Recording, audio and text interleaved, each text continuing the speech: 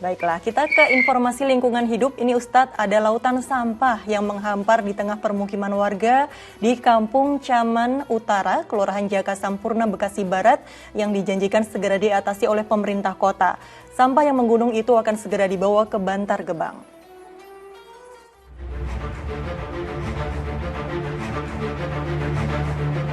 Hamparan sampah dekat permukiman warga ini layaknya tempat pembuangan akhir.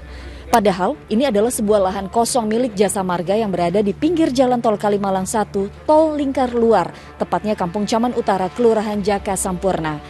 Parahnya, sampah-sampah itu didominasi sampah plastik rumah tangga. Ya, lautan sampah yang pastinya mengeluarkan bau tak sedap itu sudah terjadi sejak 5 tahun silam. Tanggapan masyarakat sini, khusus kelilingnya sini ya, maunya ditutup. Terus RT maunya mengadakan bak sampah gitu, Pak.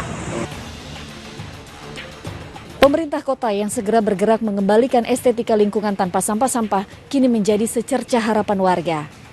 Dan saya sudah perintahkan kepada jajaran Dinas Lingkungan Hidup, ya.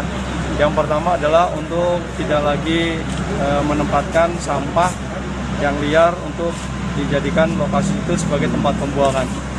Kemudian kondisi yang sudah ada, ya, diambil langkah-langkah untuk secara bertahap diangkut ke Bantar Gebang. Bagaimanapun upaya pemerintah membersihkan lautan sampah akan jadi percuma jika kita masih membuang sampah bukan pada tempatnya. Awang Darmawan melaporkan dari Bekasi, Jawa Barat. Subhanallah, seharusnya manusia yang dibekali akal sehat tidak membuang sampah sembarangan seperti ini ya Ustadz. Nah ini Ustadz Subki, bagaimana menurut Islam untuk menjaga kebersihan Ustadz? Apalagi banjir terjadi di mana-mana, mungkin saja ini juga ulah manusia yang membuang sampah sembarangan ya Ustadz ya? Ya betul sekali Mbak Nurul Cinta, ini berulang-ulang ya kita sudah sampaikan ya bahwa an-nazafatu minal iman, walaupun teks hadisnya ada bukan redaksi an-nazafatu minal iman, tapi itu adalah diilhami dari sebuah hadis bahwa kebersihan itu sebagian dari iman. Kita diajarkan kebersihan badan, pakaian, dan tempat sebelum kita beribadah. Namun kadang belum bisa kita terapkan dalam kehidupan sehari-hari. Padahal agama sudah merangsang kita ya, jangankan kotoran atau sampah yang besar, duri aja, ranting pohon aja yang mengganggu orang lain, menghalangi orang lain, itu kalau kita singkirkan itu menjadi sedekah. Ini kok kadang-kadang orang malah sengaja atau mungkin karena dia tidak sadar ya, kemudian membuang sampah di tempat yang tidak semestinya. Nah ini juga adalah merupakan satu ketidakadilan, karena kalau yang namanya adil itu adalah wad'u syai'in fi makanihi. Yang namanya adil itu adalah menempatkan sesuatu di tempatnya. Berarti kalau dia tidak membuang sampah di tempat yang semestinya, berarti dia juga termasuk tidak adil. Dan lawan adil adalah zalim, dan zalim itu zulumatun yaumal qiyamah.